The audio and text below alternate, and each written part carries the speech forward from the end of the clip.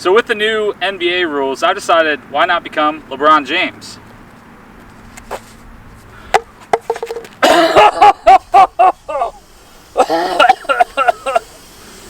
Hey, thanks.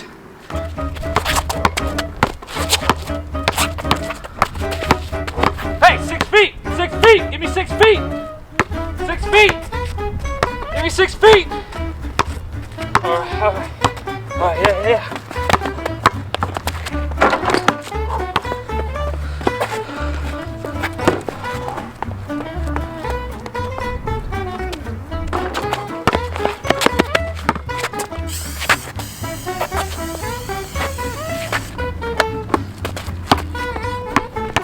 Pump fake.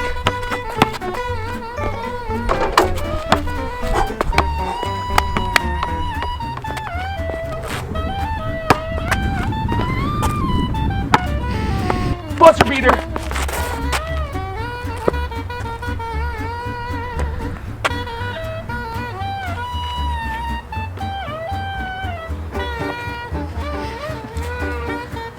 Baller's got a ball.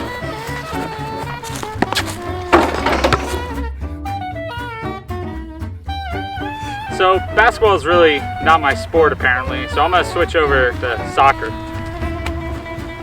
6 feet! Keep going, 6 feet, 6 feet. All right, yeah.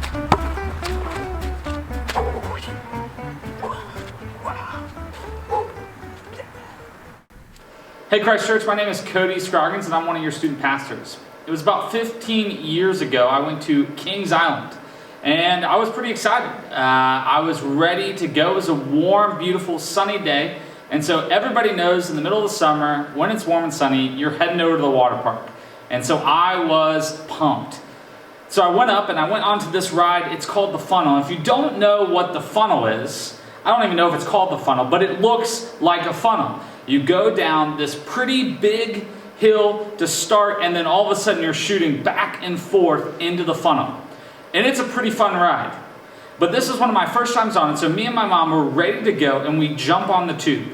And when we jump on the tube, 2 other people jump on with us. One of those people, they were a bit nervous. I didn't know if they were about to puke, throw up, what was about to happen. They were about to freak out. And the lady next to them was saying, hey, calm down, take a deep breath. Calm down, take a deep breath. It's one of my first times on this ride, so I'm thinking, what the heck is going on? This is going to be crazy. And so the Kings Island worker gets us ready to go, and she pushes us off. And as we go down the windy part in the beginning, and then we hit the big hill, I was ready, and you hit the bright light, and I look over on the other side of the tube, and the lady's completely gone. I have no idea where the person freaking out is, but they aren't on the tube. And I look, and all of a sudden I see this lady is going back and forth on her stomach off the tube. Something you're not supposed to do.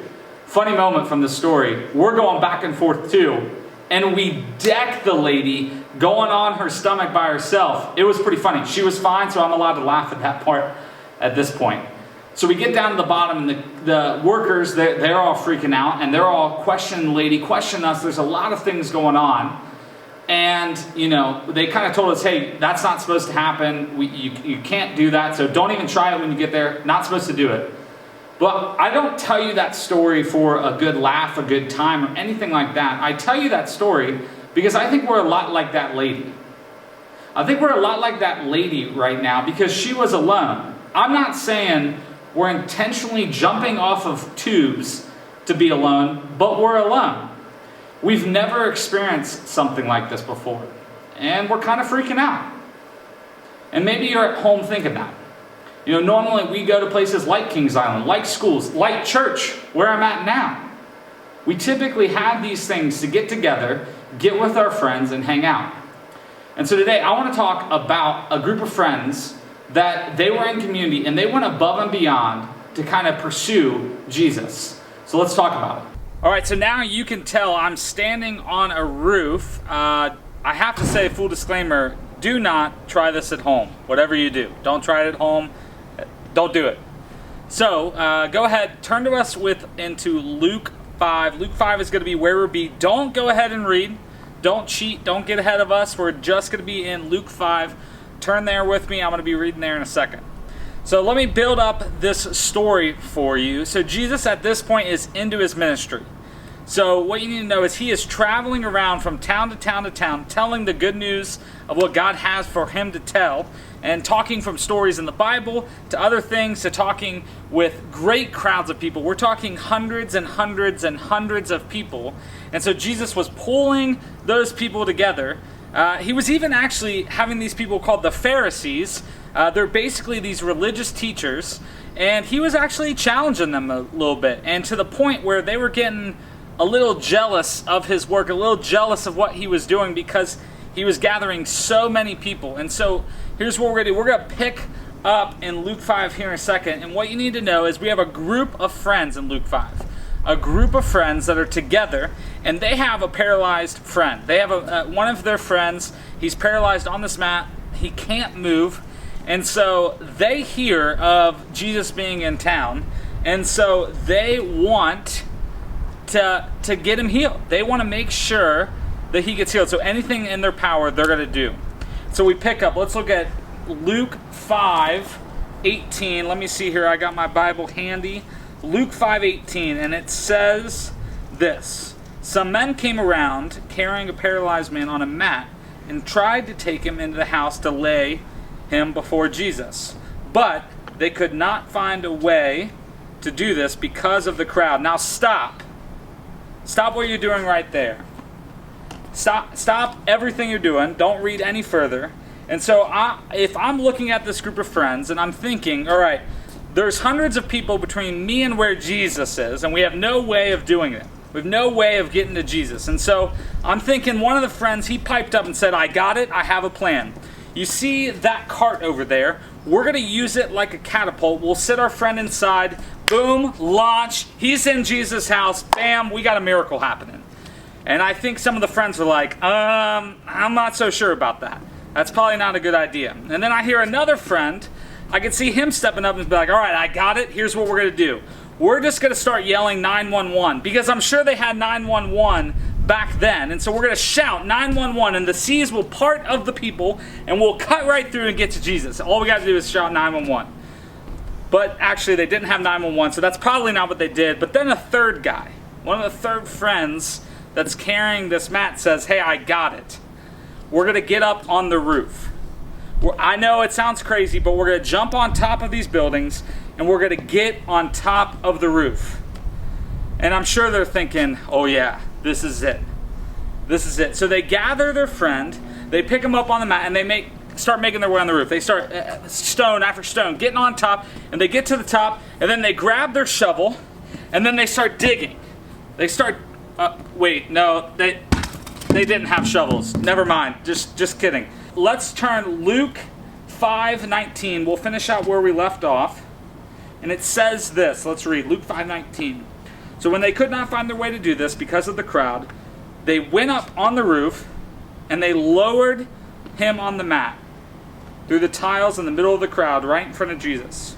And when he saw their faith, he said, friend, your sins are forgiven. You see, they weren't using shovels or rakes or anything like that. They got down on their hands and knees and started digging. They did anything it took, and they were going to get muddy and dirty and take all the straw and mud, everything out, so that they could lower their friend down in front of where Jesus was. And then Jesus didn't necessarily heal him, but he forgave his sins. Kind of a big deal. They got their paralyzed friend an amazing encounter with Jesus. They got this man in front of him, and it was crazy of what could happen. Can you just imagine this for a second? Having the dedication, having the drive to be able to get this one friend the encounter that's needed to happen.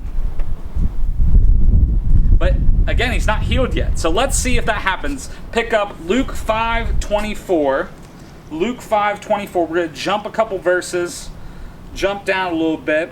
So here it says, actually in 23 it says this, which either say, your sins are forgiven or get up and walk. But I want you to know that the Son of Man has authority on earth to forgive sins.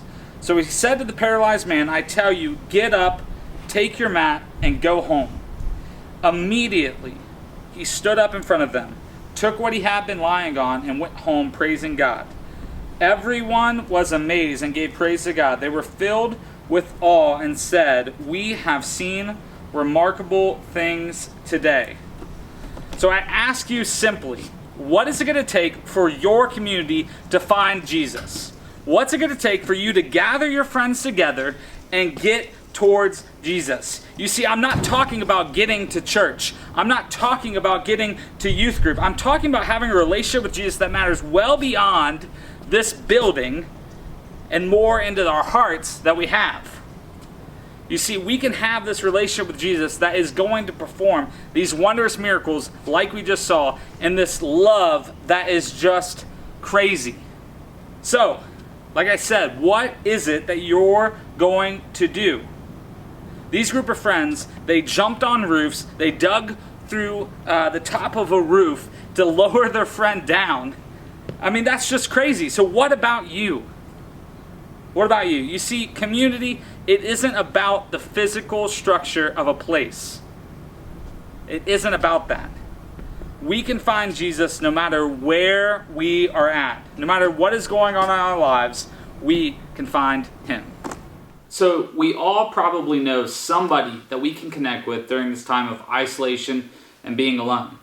For me, it was my friend Caleb this past week reaching out and FaceTiming me and just making sure that I was okay and good to go, and us kind of connecting with what was going on in our lives.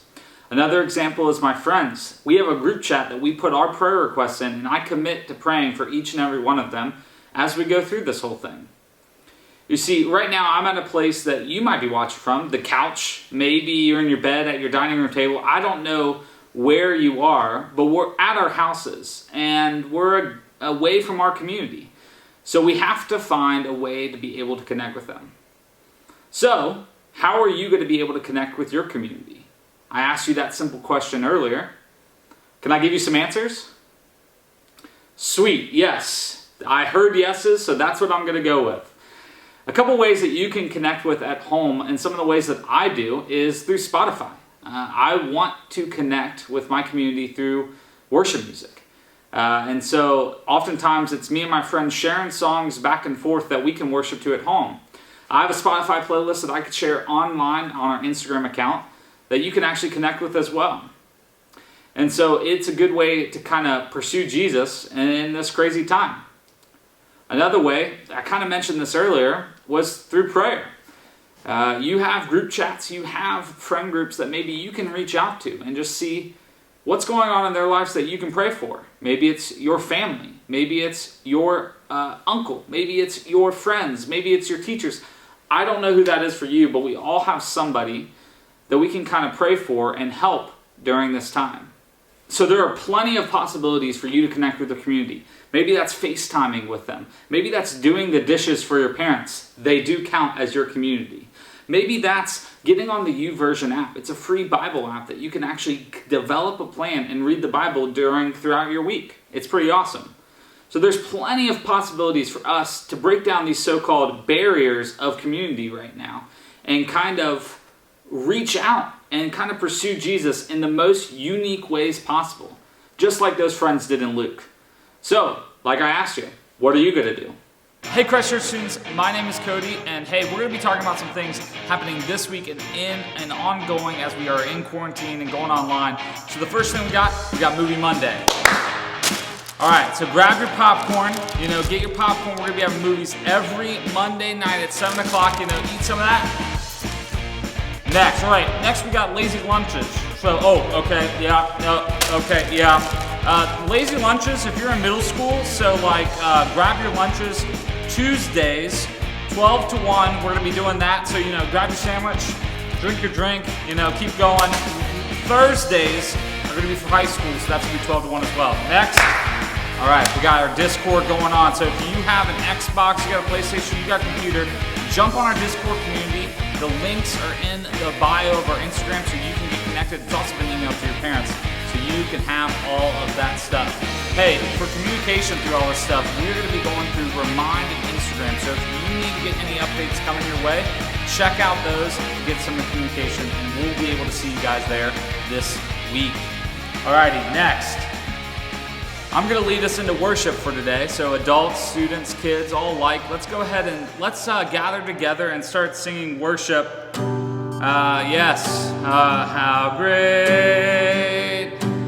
Wait. I'm not on for this week. Wait, you want me to do kids worship? Got it. Every move I make, I'm making you. You guys already did kids worship? Got it. Okay.